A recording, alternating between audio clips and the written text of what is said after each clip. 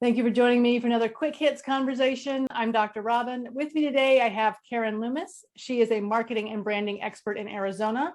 She specializes in small business and nonprofits, and she is big on social change. I have Annette Richmond. She's personal branding, executive resume, wants to create compelling LinkedIn profiles for you.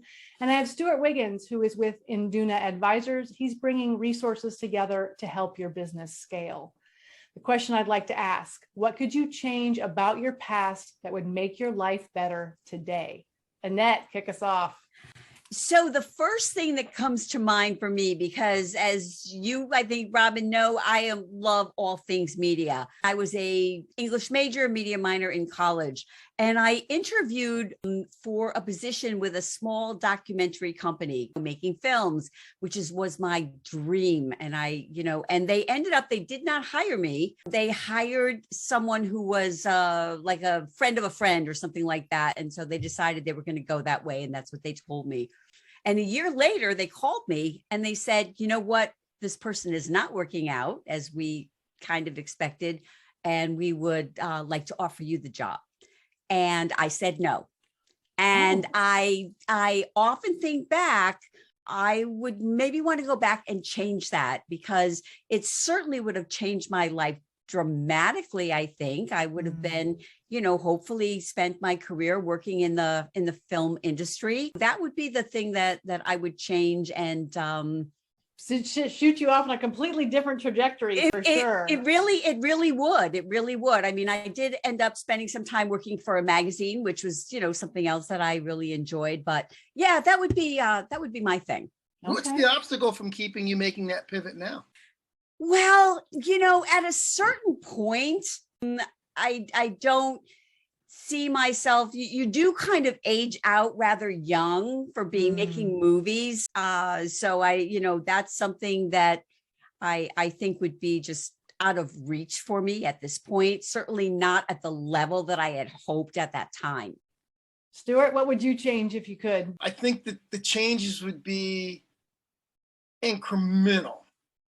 Because I'm happy with my married life, I wouldn't change. It's probably the best thing I ever did. I've changed jobs. Maybe I should have stayed in the military. Maybe I wanted to go to the FBI. I didn't do that. So if I was going to change anything, as aggressive as I am about grasping new challenges in that, sometimes I've been hesitant to dive in to do something. Fear of the repercussions. But if I could change anything, I think that I would even be more aggressive about pursuing new ideas, new events, and meeting people. I'm not the person that's going to go to a party and stick my hand out and say hi to people. And in fact, I probably should be more aggressive in that respect. I literally can stand them against the wall and be perfectly happy. So to answer your question, I probably should be more socially aggressive. Interesting. Okay. Karen? Yeah, I think, I really have always thought about this, what would happen if you change something, what would the result be? Would you be put on a different path? Would everything change of what you know now? But I think more than anything, when I look back, I really never think about changing things. I think more about maybe changing my reaction to things that didn't occur the way I wanted them to occur. And I know that while I say that, there's a side of me that says, but Karen, some of your greatest motivations have been when somebody hasn't said no. So to take that motivation away, maybe that would change my trajectory to where I am now, because almost every single time that there's been some obstacle or something, my reaction has been, well, I'll show you. I'll just do this anyways, right? And so who knows, maybe I wasn't supposed to go that path. And so for me, I'm really happy where I am. I love being married to Russ. I love my little dog. I love where I am. I don't love the path I took to get here, but there are parts of me that wants to think about string theory and that every possibility exists somewhere. And I want to go look at those possibilities and oh, how did that one turn out? Oh, what happened if I went here? What if I didn't, get married when I was 18? And so I want to know how those stories go, but I don't necessarily want to live them because I like where this one's ended up so far. You nailed it. That's it right there. You absolutely nailed it. To just understand how it could have been different, not necessarily that you'd want to live it, but just see how it could be different. So you nailed it. Yeah. What if? Annette, go ahead. It is so interesting though, as you say that. And, we were talking and thinking about the idea that, if you change one thing, it changes everything. But then again, maybe that's not true.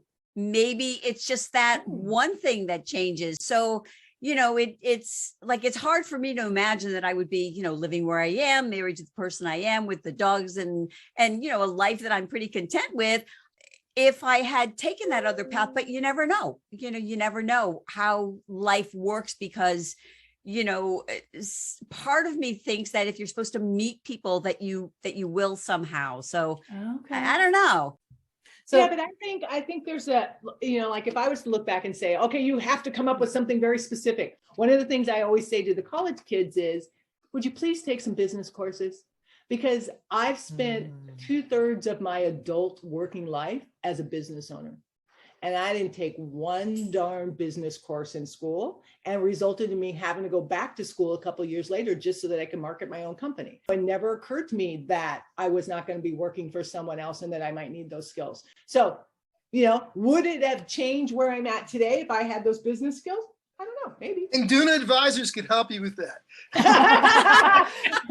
Shameless personal plug. Something to be said for life's worth of experience after 20 years. I think I got it now. Yes, absolutely. And, before we turn the recording on, I told y'all that Russ bought Apple stock, like 1,000 shares of Apple stock back when Apple was brand new. I think he paid less than $20 a share or something for it, something tiny. And he's always like, oh, I wish I would have kept that. And what I told him was, you would not have met me in a gym where you were paying $12 a month if you still owned 1,000 shares of Apple stock. You mean he's not going to go to the local Y to work out when he's got a bunch of cash? I make it up, but maybe not. But I guess the thing is that this thought experiment of what would you change if you could, if you like where you ended up, you don't change anything. You don't repeat it, but you don't change anything. And if you don't like where you are, then change something going forward, change something now. Yeah. Not the past. Yeah. I think that's what you got to take away from this question. But I think that the looking back at the past gives you all the knowledge you need to figure out how to reroute. Every time I hear recalculating by my GPS, I'm thinking recalculating. You know what? We need to do more recalculating in our life, right? Instead of, because I know that once I get on a very focused path, I'm staying on that path because that's my path.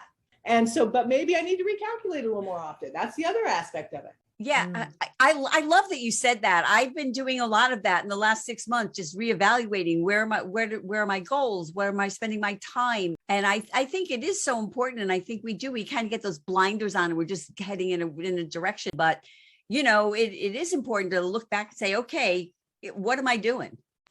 I think those blinders, though, society self-imposes them. Yeah. Because what happens is people think, well, you reach a certain age, you should be doing this. And you should reach a certain age, you shouldn't be trying to do this. But from my perspective, I think I've been really, really lucky because I've done everything I've ever wanted to do. Wow. I was in the military as a commander. I've worked for retail companies. I was in theater for a while. I've done everything I was wanting to do. And just because I'm 63 doesn't mean that I won't be able to do more and exciting things. This doesn't mean slow down. This means take the experiences that I've had and cultivate them into the next big adventure. What that is, I don't know. Mm-hmm. One of the most powerful questions that I ask clients usually when they first come on board is, what does your most fulfilled life look like?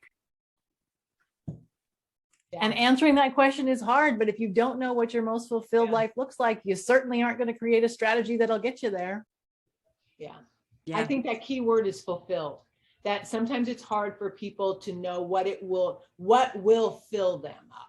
What emotionally makes them feel good. And some, people spend years searching for it. I read something the other day that implied that as a generation, as baby boomers, we were kind of raised with the idea that you're going to work one job, you're going to marry one person, that hasn't been that way for years. So why are we still, again, back to Stewart's thought process about society dictating and where you should be at certain points? Who says? Yep. And that is a great question to end 10 minutes on. So thank you so much for having this conversation with me. I appreciate it. And I look forward to talking to each of you again really soon. I will not change that.